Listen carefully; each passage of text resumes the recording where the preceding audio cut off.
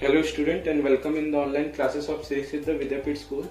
This is the introduction video of chapter 12 algebraic expressions. तो इसमें जैसे कि आपने अपने चैप्टर नंबर 4 में पढ़ा था कि जैसे ये एक फॉर्म है, जैसे x + 2 = 4, इसे हम एक क्वेश्चन कहते हैं, इसे हम क्या कहते हैं कि क्वेश्चन कहते हैं। तो वैसे ही जैसे x + 2 है तो उसे हम एक्सप्रेशन कहते हैं, ठीक है। तो वो x + 2 की जगह x + 5 कुछ भी हो सकता है, जैसे 4x + 3x + 6 ये भी एक एक्सप्रेशन है, ठीक है। तो अब इसके अलग अलग फैक्टर्स के बारे में जानेंगे। तो इसमें क्या क्या अलग अलग फैक्टर्स रहते हैं। एक रहता है वेरिएबल, दूसरा constant, third factors, fourth terms and fifth coefficient. तो इसमें पहले हम लोग एक एक करके जानेंगे। तो पहले वेरिएबल क्या होता है। वेरिएबल हम लोग उसे कहते हैं जिसका वैल्यू चेंज हो सकता है, जैसे हम लोग इसमें देख सकते हैं 4xy में, इसमें वेरिएबल हम लोग किसको बोले, 4 का वैल्यू तो चेंज नहीं होगा पर x और y का वैल्यू चेंज हो सकता है। जैसे कि x है और 4xy में इसमें वेरिएबल क्या है, x और y, और 3x में इसमें वेरिएबल क्या है, 3 तो नहीं है, तो किसका, जैसे x, तो ये इसका वैल्यू चेंज हो सकता है, तो इसे हम लोग वेरिएबल कहते हैं, ठीक है। तो 4xy + 3x में वेरिएबल क्या है, x और y, और ये बात रहा कांस्टेंट। तो कांस्टेंट हम लोग किसे कहते हैं, जिसका वैल्यू नहीं चेंज होता, जैसे कि 6। अब यहाँ पे आप बोलोगे कि ये भी कांस्टेंट है, नहीं, ये कांस्टेंट नहीं है, क्योंकि ये जो है, अगर x का अगर वैल्यू, अगर हम लोग को x का वैल्यू 2 दे दिया, तो अगर x का वैल्यू 2 दे दिया तो वो 3 के साथ तो इंटू हो जाएगा, तो 3 × 2 हो जाएगा, तो वो हो जाएगा 6। तो इसका भी वैल्यू चेंज हो जा रहा है, तो वो ये कांस्टेंट नहीं है। तो कांस्टेंट क्या है, 6। यहाँ पे कांस्टेंट क्या है, 6। तो वैसे ही फैक्टर्स। अब फैक्टर्स क्या होता है, फैक्टर्स जैसे 4xy। अब जैसे 4xy, इसमें फैक्टर्स क्या होगा, जैसे एग्जाम्पल ये 4xy है, 4xy, तो इसमें अलग अलग फैक्टर्स होता है। जैसे कि 4 ये एक फैक्टर है, x ये एक फैक्टर है, और y ये एक फैक्टर है, तो तीनों अलग अलग फैक्टर है। और वैसे ही अगर हम लोग देखेंगे 3xy में, वैसे ही हम लोग अगर 3x में देखेंगे, तो 3x में क्या फैक्टर है, 3 एक फैक्टर है, x एक फैक्टर है, ठीक है। तो फैक्टर्स अलग अलग होते हैं, ठीक है। जैसे 4xy में क्या था, 4x एक फैक्टर है, y एक फैक्टर है, ठीक है। अब आता है टर्म्स। तो टर्म्स क्या होता है, जैसे कि हम लोग देख सकते हैं, ये एक्सप्रेशन क्या है, 4xy + 3x + 6। तो इसमें 4x जो है, 4x है, ये एक टर्म है, 4xy एक टर्म है। वैसे ही 3xy भी सेकेंड टर्म है, 3xy भी, ये भी एक टर्म है, और 6 ये भी एक अलग टर्म है, ठीक है। तो वैसे ही 4x, अगर उसकी जगह अगर सोचो 3xy + 6x + 2 अगर ये रहता, तो इसमें से भी 3xy एक टर्म होता, 6x एक टर्म होता, और 2 भी एक अलग टर्म होता, ठीक है। तो ये एक टर्म है, 4xy, 3x और 6, ये एक टर्म्स है। अब कोएफिशिएंट क्या होता है, तो कोएफिशिएंट ये क्या होता है, जैसे कि हम लोग इसमें देख सकते हैं, ये क्या दिया हुआ है, 4xy। अब हम लोग 4xy में ये जो xy है, ये मैंने पढ़ाया था कि स्टार्टिंग में ये क्या है, वेरिएबल होता है, क्योंकि इसका वैल्यू चेंज होता है। तो ये जो रहेगा, ये कोएफिशिएंट रहेगा। जैसे हम लोग अगर लेंगे 3xy, तो 3xy में ये जो है, ये xy है, ये वेरिएबल है, और 3 जो है उसका 3xy का कोएफिशिएंट क्या है, 3, ठीक है। तो ये वाला हो गया। हम लोग जानते हैं टर्म्स। अब टर्म्स क्या होता है, टर्म्स 2 टाइप्स के होते हैं, ठीक है। तो इसमें क्या है, 2 टाइप्स के टर्म्स होते हैं। जो पहले टाइप होता है वो उसे हम लाइक टर्म्स कहते हैं, और जो दूसरा टाइप का होता है वो होता है अनलाइक टर्म्स। तो पहला टाइप को हम लोग लाइक टर्म्स कहते हैं, दूसरा टाइप को अनलाइक टर्म्स। अब लाइक टर्म्स क्या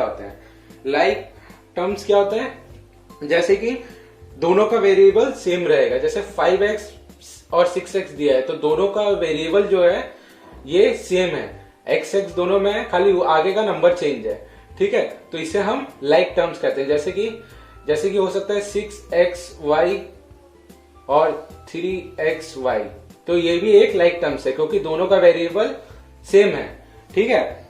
अब वैसे ही हम लोग अनलाइक टर्म्स कैसे कहते हैं? अनलाइक टर्म्स हम लोग कहते हैं कि दोनों का जो वेरिएबल है वो अलग अलग रहेगा। जैसे कि यहाँ पे देख सकते हैं एग्जांपल में 4xy और 6x।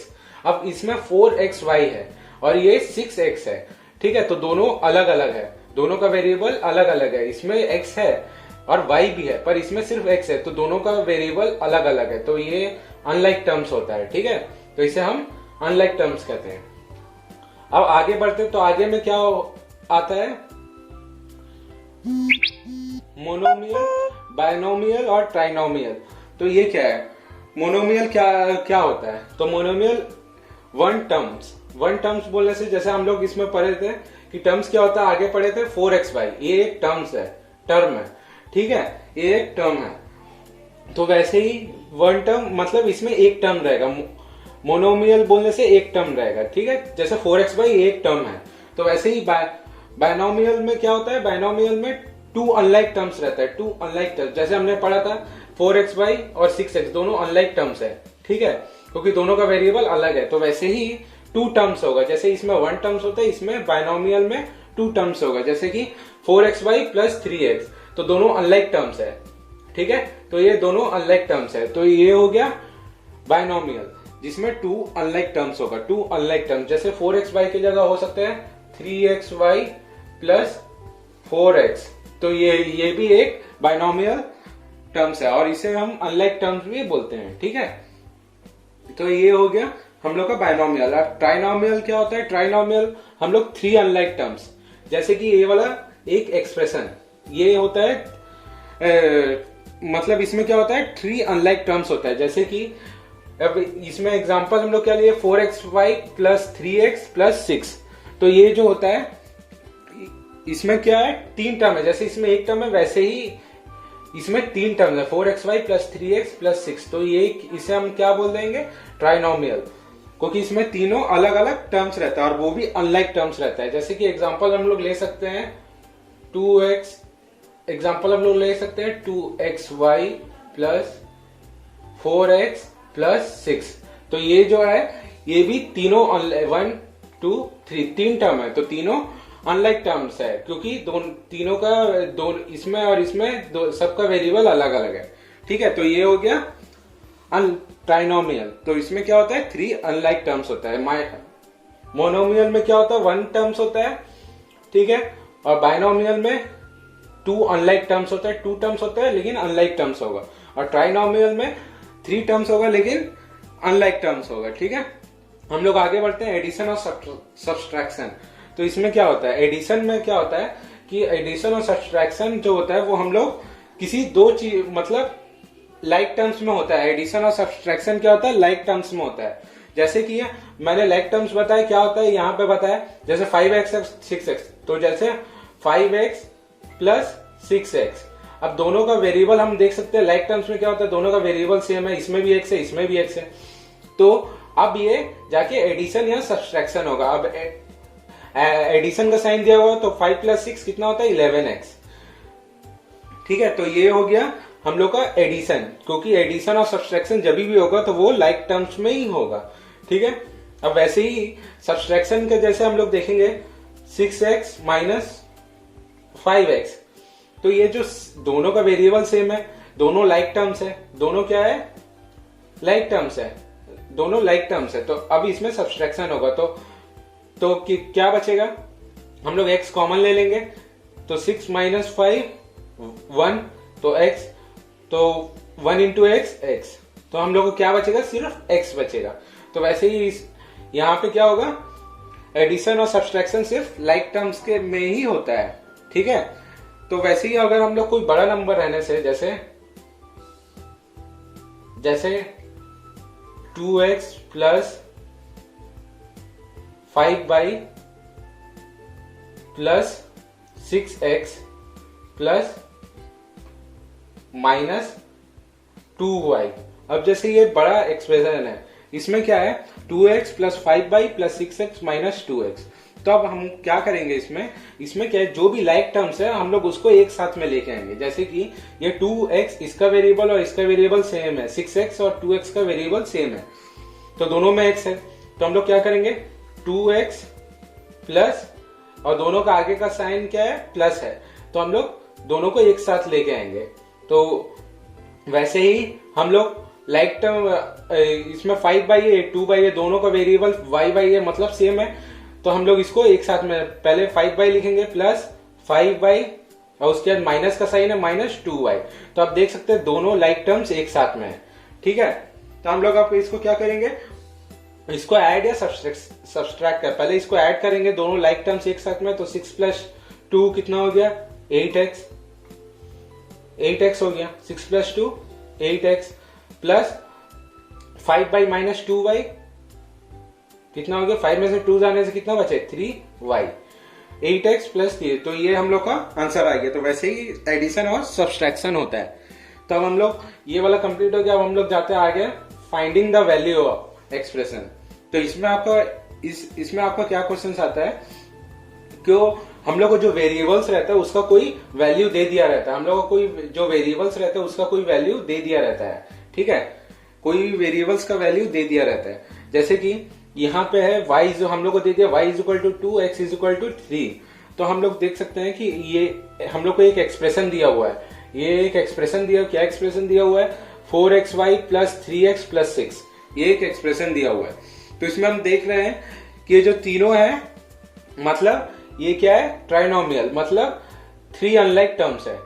ठीक है, ये क्या है ट्राइनोमियल 3 अनलाइक टर्म्स है। अब हम लोग को दे दिया y का वैल्यू क्या है 2 है और x का वैल्यू 3 है। तो ये जो वेरिएबल है उसका वैल्यू तो चेंज हो सकता है। अब हम लोग x का वैल्यू क्या है 4 लिखेंगे, x का वैल्यू क्या है 3 है तो हम लोग 3 लिख देंगे। तो y का वैल्यू क्या है 2 है तो हम लोग 2 लिख देंगे, प्लस का साइन है प्लस लिख देंगे। अब 3 और x का वैल्यू हम लोग को क्या दिया हुआ है 3, तो हम लोग 3 लिख देंगे, प्लस 6 क्योंकि इसके अगल में वेरिएबल नहीं है तो ये कांस्टेंट रहेगा।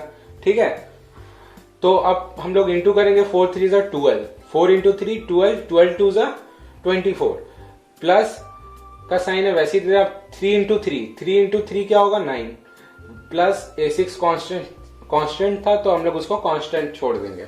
ठीक है, तो अब हम लोग इसको ऐड करेंगे, क्या करेंगे 24 प्लस 6 कितना है 30, 30 प्लस 9 39।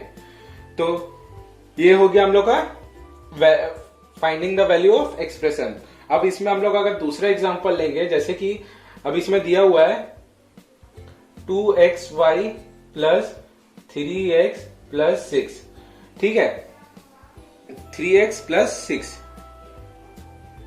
तो हम लोग का ये एक एक्सप्रेशन दिया हुआ है। तो अब हम लोग अब हम लोग को यहाँ पे बोल दिया गया है कि x is equal to 2, y is equal to 3। अब x इज इक्वल टू 2 और y इज इक्वल टू 3 हम लोग को बोल दिया है। तो हम लोग क्या करेंगे 2, अब x का वैल्यू क्या है 2 है तो हम लोग 2 को इंटू करेंगे, और y का वैल्यू क्या है 3 है तो हम लोग y को 3 लिखेंगे यहाँ पे, प्लस अब x का वैल्यू 2 है तो हम लोग 3x के जगह में क्या है वैल्यू 2 तो हम लोग 2 लिख देंगे, प्लस 6 कांस्टेंट है तो हम लोग वैसे ही लिख देंगे। हम लोग इसको इंटू करेंगे, 3 2 जा 2 2 जा 4, 4 3 जा 12 प्लस 3 2 जा 6, 3 2 जा 6 प्लस 6 जो है वो कांस्टेंट है। अब कितना हुआ 6 प्लस 6 8, 6 प्लस 6 12, 12 प्लस 12 24। तो ये हम लोग का आंसर है। तो इसी के साथ इसका इंट्रोडक्शन वीडियो खत्म होता है। तो इसमें जितने भी टॉपिक्स मैंने समझाए उसी के अंदर से आपके क्वेश्चंस आएंगे। आई होप कि आपको समझ आया होगा। अब नेक्स्ट क्लास में हम लोग इसका एक्सरसाइज स्टार्ट करेंगे।